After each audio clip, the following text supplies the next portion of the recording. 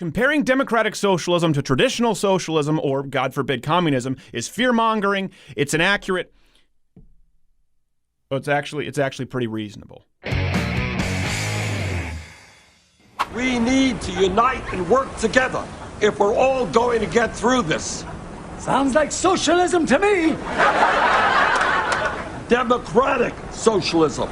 What's the difference? Huge difference. Except that it's not. Here's Bernie Sanders when asked, describing democratic socialism. And what democratic socialism is about is saying that it is immoral and wrong that the top 1/10 of 1% in this country own almost 90%, own almost as much wealth as the bottom 90%. You see every other major country providing health care to all people as a right, except the United States. Those are some of the principles that I believe in, and I think we should look to countries like Denmark, like Sweden, and Norway, and learn from what they have accomplished for their working people. Okay, this is pivotal because there's a myth going around that democratic socialism is inherently different from traditional socialism. Bernie Sanders did not articulate a worldview there at all. He just pointed to things that have existed since the beginning of time, told you that you should be angry, that you deserve stuff, and presented you with a Christmas wish list. That's not a worldview, that's how you buy votes. It's time for Who Do You Trust? Hubba, hubba, hubba. Money, money, money.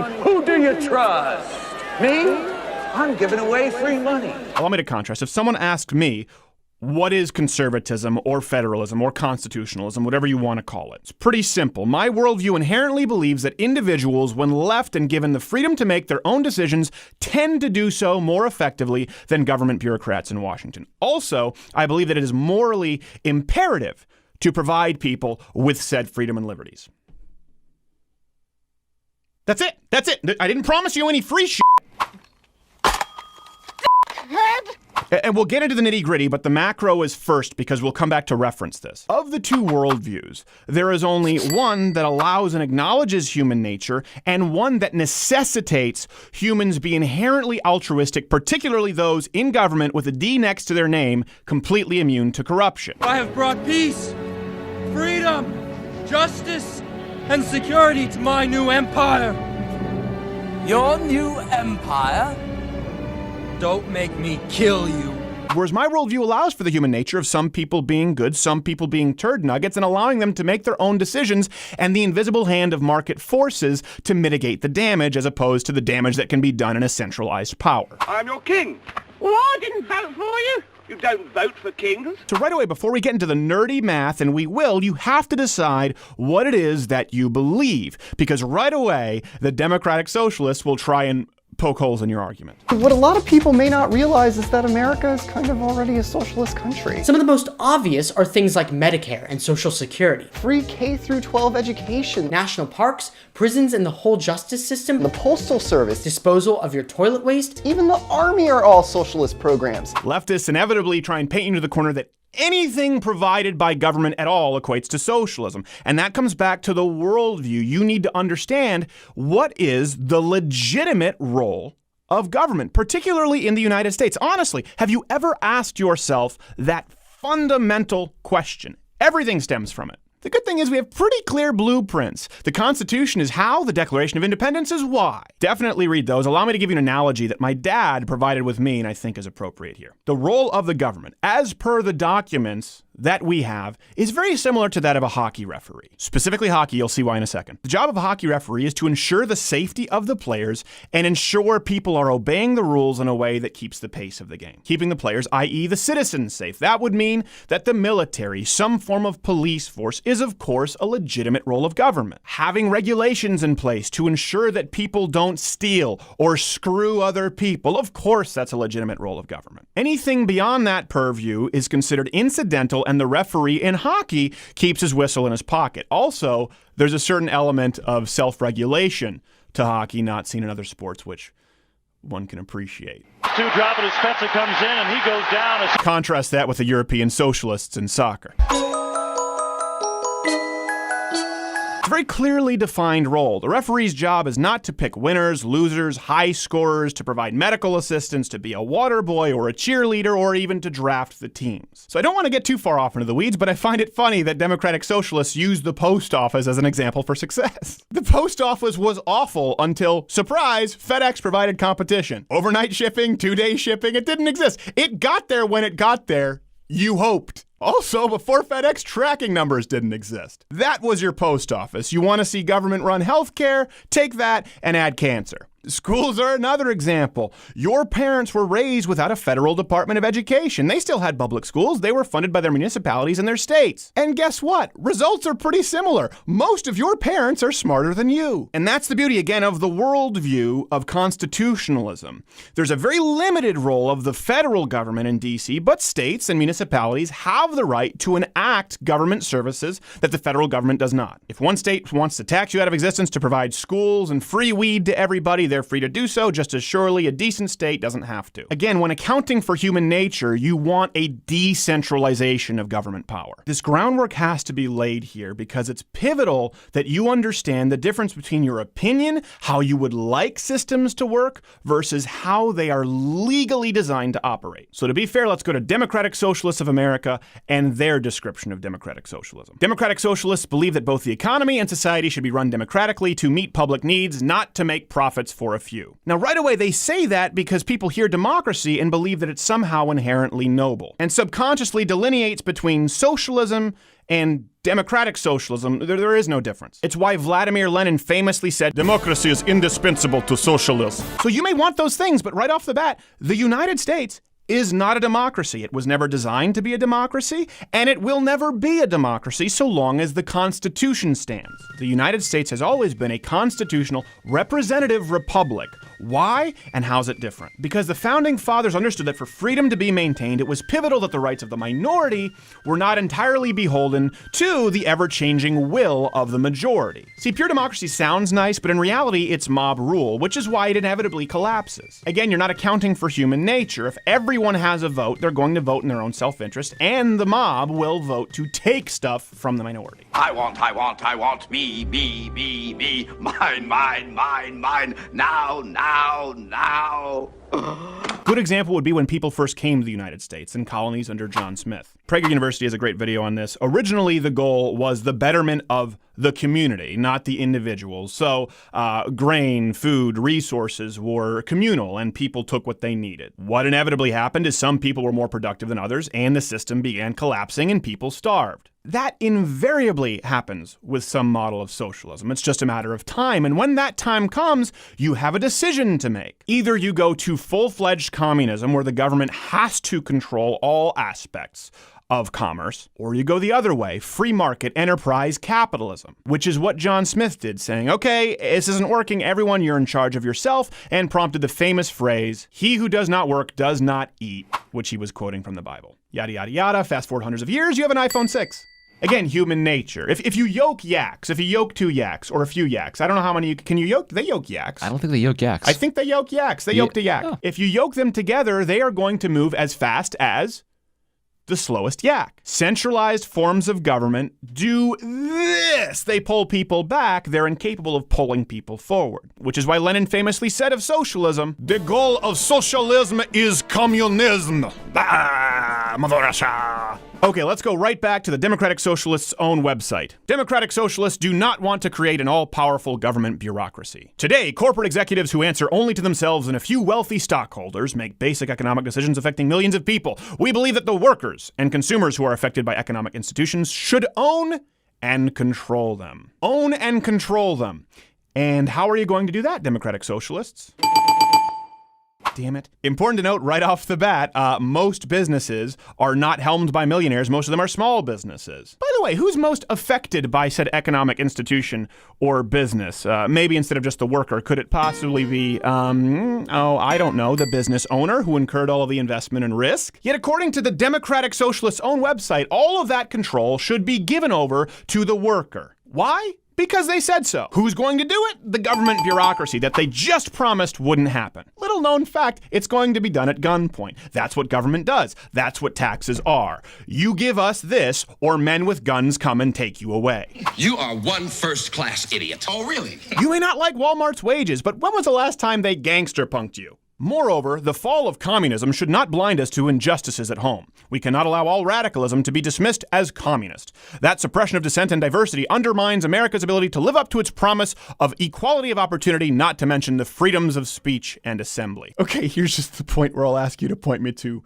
any socialist government that allows for freedom of speech. In the short term, we can't eliminate private corporations, but we can bring them under greater democratic control. The government could use regulations and tax incentives to encourage companies to act in the public interest. Key detail here, in the short term, we can't eliminate private corporations, which would imply, in the long term, the goal is to eliminate private corporations. That sounds familiar. The way to crush the bourgeoisie is to grind them between the millstones of taxation and inflation.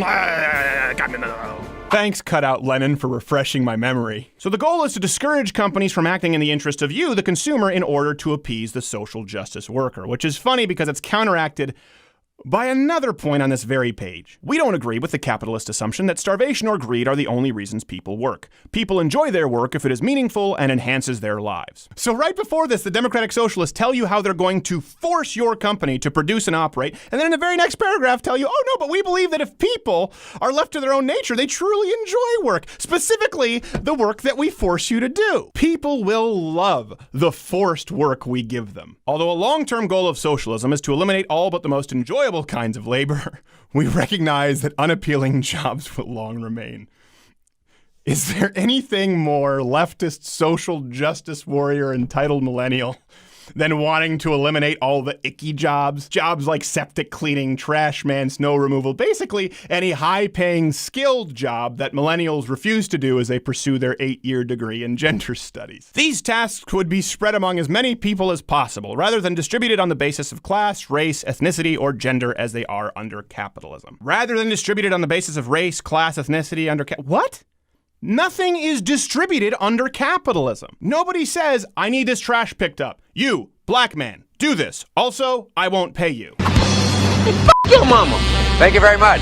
That's the beauty of free enterprise. Not only does it create a truly free market of ideas, goods, and services, but jobs for people who are willing to perform those jobs if people are willing to pay them for it. No government force required, which brings us to the linchpin. Although no country has fully instituted democratic socialism, the socialist parties and labor movements of other countries have won many victories for their people. We can learn from the comprehensive welfare state maintained by the Swedes, from Canada's national healthcare system, France's nationwide childcare program, and Nicaragua's literacy programs. See, this is what every failed economic system does, whether it's communism, socialism, or democratic socialism. No, it would work, just nobody else has done it yet. All the other people didn't do it right, but I will. And then they cherry pick data from individual facets of countries in order to make their point. Like Nicaragua's literacy program. Okay, why don't you talk about their GDP? Canada's nationalized healthcare system? Why don't you talk about the crushing debt in the Supreme Court case that ruled it a violation of human rights in 2005? Sweden? It's now the rape capital of the Western world and on the verge of cultural and economic collapse. Good for you, Sweden. You finally pulled one out. Oh, but that's right. The failsafe is these places weren't real democratic socialism. Not like these people want to do. We just have to trust them. Speaking of trust, let's move to some of the most notorious supporters of democratic socialism, noted neurosurgeons at the Young Turks. And so many people who would really benefit from his policy ideas are against him because they've bought into the Bernie Sanders fear-mongering. She said fear-mongering. Drink. Trigger warning. If you play that game, you're going to get hammered. They hear the word socialist without really understanding what it means. Why is it that the middle class and the working class pays a higher percentage of their taxable income to the federal government, and then you have these massive multinational corporations not paying anything in taxes? Because you're comparing corporations versus individual income? Couple of things here. Under Bernie Sanders, noted democratic socialist, the middle class would pay more. A lot more. Yeah, if you're making $50,000 a year, you'd be paying over $5,000 more a year, so there's that. I know, some of you are saying, but we'll get free health care in college. Again, if you believe that everyone in government is beyond corruption and those things will happen efficiently. Again, let's go back to the analogy, health care. Like the post office, only add cancer. College, this goes back to the worldview. What if I don't want to go to college? What if someone decides, again, human nature, out of their own free will to take that job cleaning septic tanks that millennials refuse to do and he gets paid well? Why should he be taxed more to fund your decision to college? There's the practical and there's the moral. But back to the rocket scientists at the Young Turks. The whole reason for lower corporate tax rates is to avoid punishing the umbrella so that it has more money to give out to individuals, which, ironically enough, are now taxed at a higher rate. So what do you think happens if you tax these corporations, these umbrellas more? Are they going to take it on the chin or fire employees and pay them less? Yes, we have the highest corporate tax rate of any developed country, but when you consider the deductions and the loopholes, we have the lowest. Wait, which party is it, again, that wants to do away with complicated tax codes and loopholes? Is it? Someone get me a reference. Free market means that the rich people rig the market in their favor. No, it does not. It's actually rigged by people like Hillary Clinton, Barack Obama, or would-be Bernie Sanders, big government bureaucrats who get to legally determine how the system operates. Again, democratic socialism necessitates trust that all of these people are beyond corruption and will do what's right for you. Which is why when we're in the middle of economic boom times, which we are right now, corporations are making record profits. Wall Street is at record highs. Right off the bat, this goes back to a worldview. Wall Street at record highs. So, equities are the single greatest wealth creation tool that have been afforded to a populace since ever. If you have a 401k, retirement, you've invested it all, guess what? You want Wall Street to do well. Bailing out Wall Street is bad. We agree. But Wall Street doing well is not inherently bad for the middle class. In 2009, largely inspired by a rant from Rick Santelli against the big Wall Street bailouts, Tea Partiers protested big government and crony capitalism long before Young Turks or Bernie Sanders came around calling them racists. Occupy Wall Street? They're just copycats who smoked more weed. Debauchery, violence, murder, suicide, and the ultimate end of the marijuana addict. Hopeless insanity. They rig that system so that you don't get the benefit of your labor. So even though you're working harder, producing more, you don't get to benefit. You don't get to, you don't get any of that money. Okay, democratic socialists, let's fix that. How about the middle class, the middle tier workers tie their job entirely based to performance. Go. You want them to benefit from their labor proportionally to the corporation? Okay, now all of those employees, just like the top earners in a down year, get nothing and have to fund all of those bleak years out of their own pockets. But if the company is successful enough to do well, despite the fact that 80% of businesses fail, the employees get paid handsomely. Oh, that's right. Unions have opposed that for decades. Better teachers should be paid more, bad teachers less. Now, okay, American auto workers, you'll get paid more when our reliability ratings go up and sales go through the roof. Now, see, the reason employees are paid less and the reason for this contract is because unlike the business owner, creator, innovator, you decided to forego the risk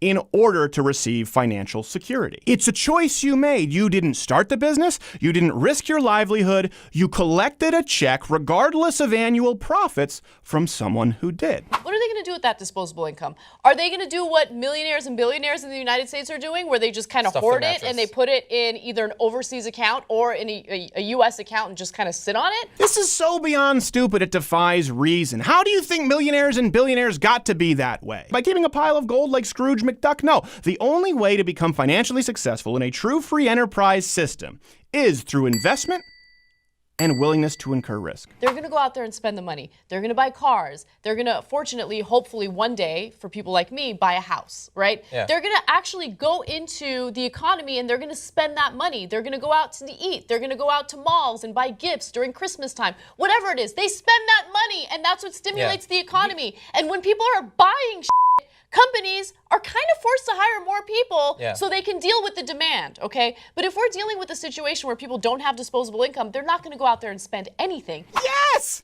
Yes! That's what I'm talking about! Young Turks with a grasp on basic economics. You're getting it. That's exactly it. Create an environment where there are more jobs and goods and services can be provided at an affordable market price. It's what Adam Smith referred to as the invisible hand, the market that set prices in demand. So you're catching on, as you said, with lower taxation, less government red tape, putting money back in the pockets of the consumer. I'm proud of you. You're being robbed, not by socialists, but by the established economic system that we've got in America right now.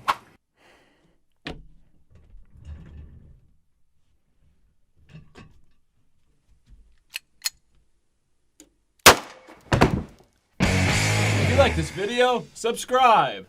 Also, my producer, Nake Jared, does fine work. He's in need of employment. I recommend him highly.